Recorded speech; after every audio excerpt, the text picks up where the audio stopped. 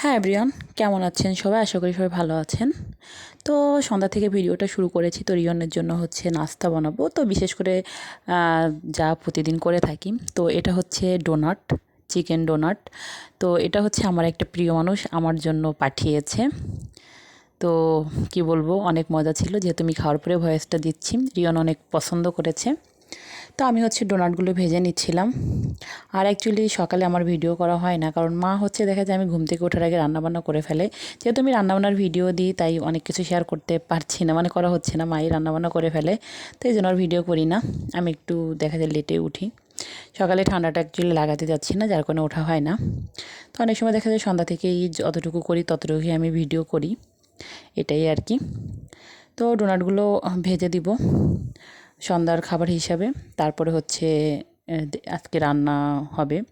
তো ডোনাটটা ভাজতে ভাজতে রিয়ানের বাবা হচ্ছে মানে অফিস থেকে চলে আসে।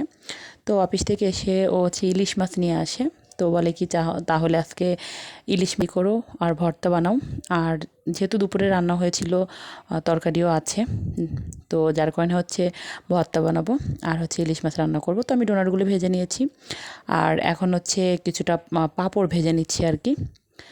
তো বিভিন্ন টাইপের পাঁপড় কিনতে পাওয়া যায়, ওটাই তো ভেজে নিচ্ছিলাম। তো ওদের খেতে দিয়েছি। তারপরে আবার আমি রিয়নকে পড়াতে এসেছিলো, অনেকটা টাইমই চলে গিয়েছে। এখন হচ্ছে রান্না বসিয়ে দিয়েছি। রান্না বলতে ভাত করে নিয়েছি। এখন হচ্ছে ভর্তা বানাবো, যার কারণে একটু শুকনো মরিচ ভেজে নিচ্ছি। আমরা যদিও কাঁচামরিচের ভর্তাটাই বেশি খাই, কিন্তু আজকে কেন জানি মনে হচ্ছে শুকনো মরিচের ভর্তা খেতে, যদিও এটা আনহেলদি, তারপরও মাঝে মাঝে খাওয়া যেতেই পারে। আর এই যে হচ্ছে ইলিশ মাছ ভেজে নিচ্ছিলাম। একটা মাছ কেটে নিয়েছি, শুধু মাথাটা বাদে সব কিছুই ভেজে নিচ্ছিলাম। আর মাছটা অনেক মজারও ছিল।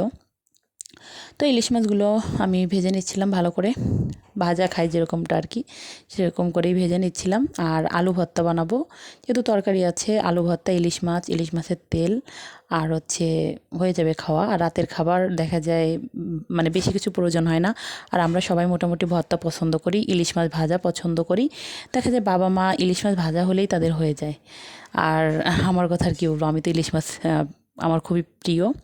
তো ওর বাবার একটা ভর্তা হলে, ইলিশ মাছ ভাজা হলেই হয়ে যায়। দেখা যায় একটা পর্যায়ে আমাদের তরকারিগুলোই থেকে গিয়েছিল, ভর্তা আর হচ্ছে ইলিশ মাছ ভাজা দিয়ে খেয়ে।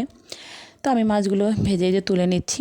আর মাকে বলেছি হচ্ছে ভর্তা বানাতে, কারণ আমি হচ্ছে হাতে মরিচ মাখতে পারি না, আমার হাতে মানে হাত খুব জ্বলে।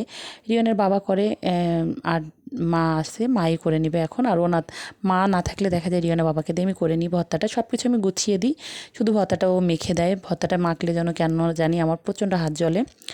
তো মাছটা ভেজে নিয়েছি, যে মাকে হচ্ছে আলু ভর্তাটা মেখে নিতে বলতেছিলাম। তো আমি হচ্ছে আলু ভর্তাটা কাঁচা পেঁয়াজ আর শুকনো মরিচটা ভালো করে হচ্ছে মাকে মেখে নিতে বললাম। আর লবণ দিয়ে দিলাম পরিমাণ মতো। এখন হচ্ছে আলুগুলো ভেঙে নেব। আর বেশি করে সরিষার তেল দিয়ে দেবো, একদম খাঁটি সরিষার তেল। আমরা সরিষার তেলটা ভাঙিয়েই খাই, মানে একদম মিল থেকে সরিষা কিনে ভাঙিয়ে নিয়ে আসি। তো মায়ের ভর্তা মাখা শেষ, আমি আমার খাবারটা নিয়ে বসে গেছি, সবাইও খেতে বসে গেছে। তো আজকের ভিডিওটা এই পর্যন্ত।